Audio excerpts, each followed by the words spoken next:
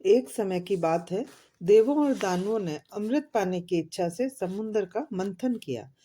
मंथन में सर्वप्रथम सर्वाधिक विषैला कालकूट विष निकला। कालकूट की भयंकरता से प्राणी मात्र जीवन धारण करने के लिए चिंतित हो उठा। यदि जीवों में कालकूट ने अपना विषैला प्रभाव दिखाया तो ब्रह्मजीवी यह सृष्टि कैसे बचेगी? प्राणी तो क्या, देवता और दानवों में से भी कोई भी प्राणी जलचर, थलचर, नभचर न बचेगा। यहाँ तक कि शस्य श्यामला धरा की उर्वरा शक्ति भी सदा के लिए नष्ट हो जाएगी। कालकूट की ज्वाला से विश्व के सभी प्राणी झुलसने लगे। सृष्टि की रक्षा के लिए देव दानव सभी चिंतित हो उठे। कहाँ रखा जाए इस विष को? देव और दानव दोनों में देर तक मंत्रणा होती रही।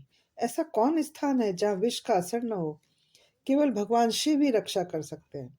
रक्षा की भावना से जो भी शंकर की शरण में जाता है, शंभु के शांतिमय, मुक्त, क्षमाशील और कल्याण स्वरूप का स्मरण करके सहायता की आर्त पुकार करता है, वह सुरक्षा अवश्य पाता है। शिव का अर्थ ही मंगलमय, कुशल क्षेम और मुक्ति प्रदाता है। जो प्राणों पर शासन करते हैं वे शिवात्मा कहलाते हैं। जो वायु को वश में रखते हैं वे सदाशिव शुद्धात्मा कहलाते हैं।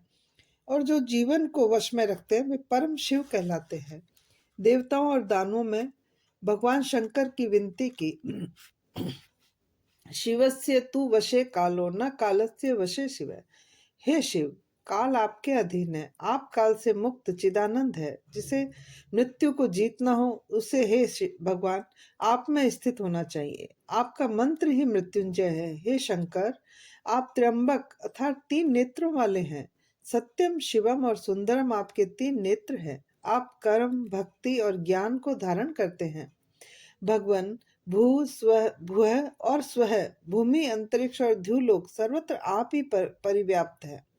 जीवन, मृत्यु और मुक्ति तीनों ही आपके नेत्र हैं। आप बालचंद्र, गंगा और शक्ति तीनों को धारण करते हैं।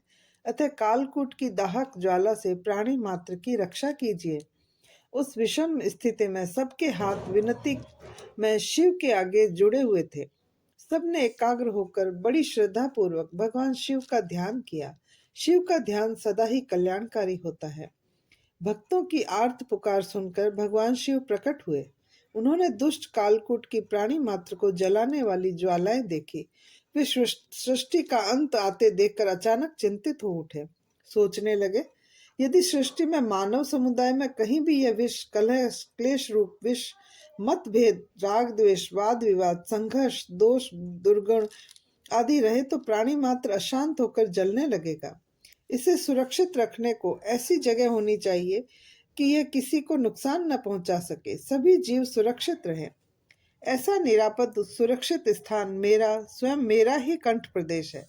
यदि हलाहल पेट में चला गया तो मृत्यु निश्चित है। बाहर रह गया तो सारी सृष्टि ही भस्म हो जाएगी। फिर यह कहाँ रहे? उन्होंने एक ही आचमन में लोक संहारी विष को अपने गले में धारण कर लिया। तभी से विष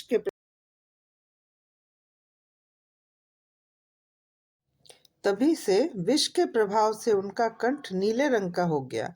वे नीलकंठ कहलाने लगे और देवों के भी देव महादेव बन गए।